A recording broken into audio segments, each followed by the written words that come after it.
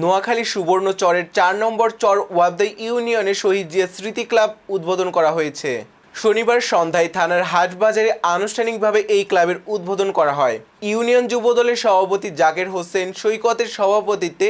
উদ্বোধনী অনুষ্ঠানে প্রধান অতিথি ছিলেন নোয়াখালী জেলার কৃষক দলের সাবেক সাধারণ সম্পাদক জামাল উদ্দিন গাজী। চর ওয়াবদা ইউনিয়ন স্বেচ্ছাসেবক দলের সিনিয়র যুগ্ম আহ্বায়ক মানিক হাসান অরণ্যের সঞ্চালনায় এতে আরও বক্তব্য রাখেন সুবর্ণচর উপজেলা ছাত্রদল সাবেক সিনিয়র যুগ্ম আহ্বায়ক আরএস খান নীল, চর ওয়াবদা ইউনিয়ন বিএনপির সাবেক সিনিয়র যুগ্ম আহ্বায়ক আবুল খায়ের মেম্বার, কৃষক দলের আহ্বায়ক জাকের হোসেন, ছাত্রদল নেতা সাদ্দাম হোসেন রানা ও শ্রমিক দল নেতা আলাউদ্দিন নূর সহ বিএনপি ও অঙ্গ সংগঠনের নেতৃবৃন্দ। চর ওয়াবদা ইউনিয়নের ৮ নম্বর ওয়ার্ড যুবদলের সাংগঠনিক সম্পাদক শাহেদ উদ্দিন, ৭ নম্বর যুবদলের সাংগঠনিক সম্পাদক কেফায়েত উল্লাহ এবং ৯ নম্বর ওয়ার্ড বিএনপির সিনিয়র সহসভাপতি শাহাবুদ্দিনের ব্যবস্থাপনা ও আয়োজনে শহীদ জিয়া স্মৃতি ক্লাবের কার্যক্রম শুরু করা হয়েছে। সরকার পাওয়া যাবে পরে আমি কিন্তু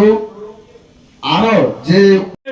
এখন তারা বলতে আমাদের বাড়ির দরজায় যখন উপজেলা ভোট হয় তখন প্রায়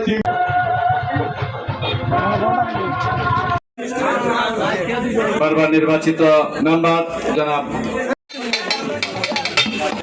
মানুষের নেতা